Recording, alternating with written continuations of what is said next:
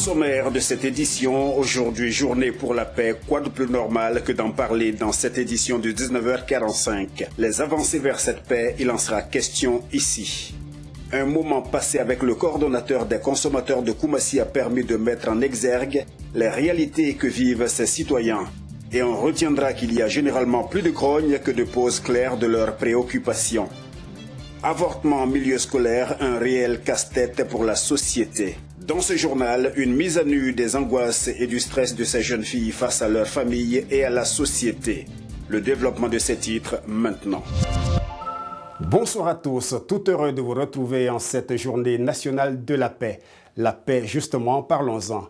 Le projet de réconciliation suite à la crise post-électorale de 2002 semble être bien avancé dans sa phase d'exécution. Ces dernières années, plusieurs démarches ont été entreprises par le gouvernement ivoirien pour y parvenir. La paix définitive est certes encore loin, mais les efforts continuent. Karel Octave. Comment reconstruire un pays qui a souffert des divisions et des déchirures internes? Après une décennie de crise politico-militaire, la question de la réconciliation nationale est toujours. Quand on sait que le conflit post-électoral a débouché sur un conflit entre les communautés, détruisant ainsi le socle social déjà fragilisé par des préjugés socio-culturels.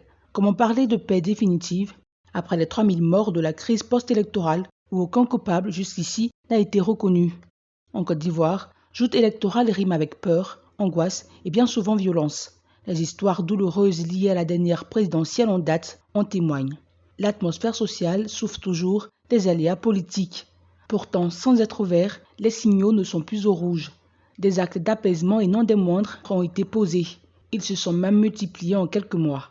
Cela est passé par le retour des exilés pro-Gbagbo avec la reprise de la fonction pour certains, l'arrivée du président Laurent Gbagbo après 10 années de procès, un retour placé sous le signe de l'espoir, de la paix et de la réconciliation, ainsi que par la libération conditionnelle de certains responsables de l'opposition. Des actions qui ont impacté positivement le paysage sociopolitique ivoirien. Aujourd'hui, journée nationale de la paix, le gouvernement exhorte l'ensemble des acteurs politiques et la population à s'impliquer dans l'apaisement du climat social et de la décrispation des tensions, en privilégiant le dialogue et en faisant des efforts pour accéder à cette paix véritable recherchée par tous. Un nouveau pas vers la paix durable sera franchi dans quelques semaines avec la reprise du dialogue politique inclusif. Tous les 15 novembre, on le sait, c'est la journée nationale de la célébration de la paix. C'est un jour de discours d'unité politique et sociale. Pour cette énième célébration, les citoyens se prononcent. Denis Kouman. La Côte d'Ivoire face au défi de la cohésion nationale et de la paix, thème de la 25e journée nationale de la paix. C'est l'occasion pour les autorités ainsi que les organisations d'inviter les différents acteurs sociopolitiques à œuvrer pour la cohésion sociale et la sensibilisation des populations sur la consolidation de la paix. Des populations qui ont leur idée sur la question. Un État qui doit bien évoluer, il faut qu'il y ait la paix. La paix dans le comportement des gens. C'est-à-dire une tranquillité qui permet de vivre sans problème avec les uns et les autres. Régler les différends sans guerre ni conflit. C'est à nos autorités de pouvoir vraiment s'aimer sincèrement, de laisser l'hypocrisie, mais s'aimer sincèrement, afin que chacun puisse pardonner, afin que nous puissions avoir une Côte d'Ivoire durable, dans la paix, voilà, pour que toute activité puisse bien marcher, quoi.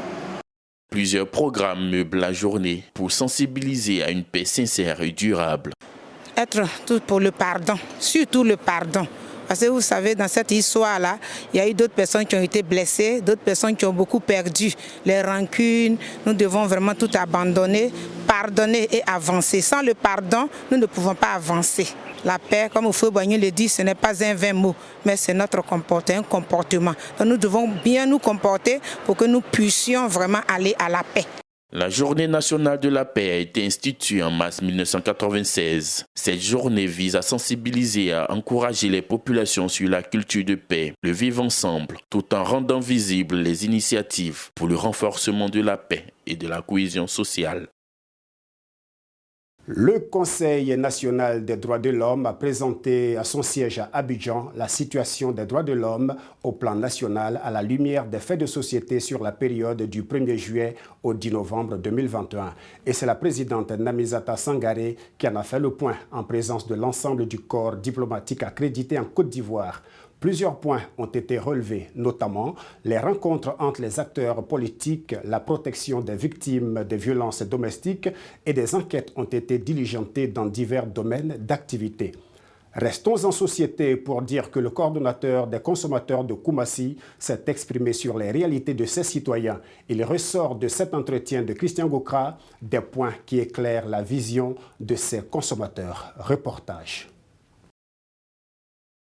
À Koumassi, une commune du district d'Abidjan, le constat est le même que partout où nous sommes déjà passés. Il nous est donné d'entendre le désintérêt des consommateurs vis-à-vis des associations de défense de leurs droits. L'Ivoirien a du mal, n'est-ce pas, à lutter pour ses droits. Voilà, c'est un constat que tout le monde fait. Il y a eu des augmentations par-ci, par-là. On essaie d'interpeller, on essaie d'aller sur place pour faire le constat. Mais malheureusement, lorsqu'on leur demande pour qu'on vienne ensemble, n'est-ce pas, tracer les voies de résolution des crises, c'est pas tout le monde qu'on voit. C'est vrai, on a constaté beaucoup de choses, notamment des coupures de courant, n'est-ce pas, de l'eau qui tarissait dans les robinets, etc., etc. Mais vous ne pouvez pas vous lever pour mener un combat, n'est-ce pas, dans le vide. Il faut véritablement que ce soit un combat qui soit porté, n'est-ce pas, par les consommateurs eux-mêmes. Des problèmes d'électricité, d'eau, en passant par le panier de la ménagère, font partie des réalités actuelles. Ainsi, les consommateurs de la commune sont appelés à adhérer à l'UFC pour une lutte efficace contre la vie chère. La consommation, c'est l'affaire de tout le monde. Même le président de la République est un consommateur. C'est véritablement l'affaire de tout le monde. Le combat est mené non seulement pour nous-mêmes, mais pour les générations à venir. Véritablement, nous, ce qu'on souhaite, c'est que véritablement, on a notre premier magistrat, on a notre mairie. On souhaite véritablement que ces structures-là, n'est-ce pas, prennent à bras le corps la lutte qu'est en train de mener la section UFC, n'est-ce pas, de Koumassi. Voilà. Et le combat que nous, on mène, c'est pour aussi nos autorités. C'est pour faire en sorte que l'Ivoirien puisse comprendre ce qu'il doit faire, ce qu'il ne doit pas faire. C'est pourquoi il doit lutter pour que véritablement la vie soit moins chère. La section UFC de Koumassi existe depuis 2013 et lutte vigoureusement pour le bien-être des populations. Elle entend multiplier ses actions afin d'être encore plus proche des consommateurs. Malgré les efforts consentis par le gouvernement ivoirien, les avortements en milieu scolaire sont toujours d'actualité. Parents et enfants doivent s'accorder pour éradiquer ce mal. Nancy Toubon.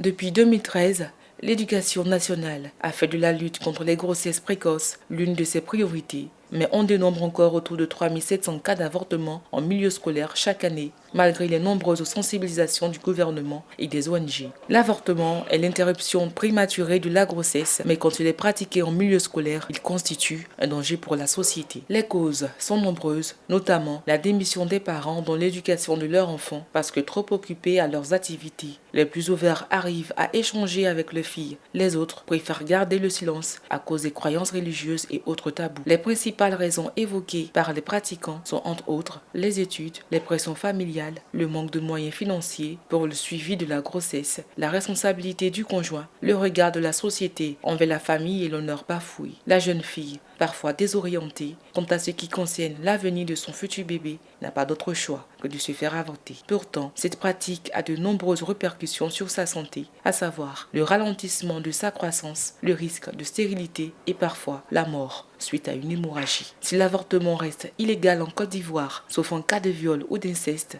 est puni de 6 mois à 3 ans de prison, c'est surtout le tabou qui pèse le plus en société, et ce, malgré les graves conséquences sur la santé. La vidéo-verbalisation va prendre une nouvelle tournure. L'opération de téléphonie MTN va développer une nouvelle solution de notification en dehors des messages écrits jusque-là utilisés. Ce sera une solution de notification vocale. La convention a été signée jeudi dernier à Abidjan entre Kipux Africa et MTN Côte d'Ivoire.